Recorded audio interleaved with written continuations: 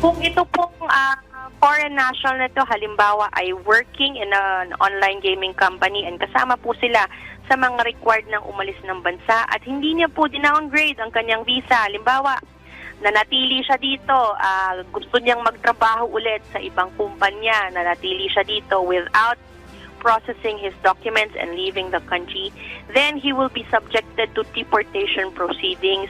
Siya po ay paaalisin ng bansa at mabablacklist at hindi na po mapapayagan na pumasok po muli ng Pilipinas. Umabot na sa mahigit 12,000 foreign workers ng POGO sa bansa ang nag-voluntary downgrade na ng kanilang work visa. Sa ilalim nito, mag-re-revert ang isang foreign national sa temporary visitor's visa status. Bibigyan ito ng 59 days upang mamalagi pa sa bansa. Dapat maghanda ang foreign nationals para makabili ng tiket paalis ng Pilipinas.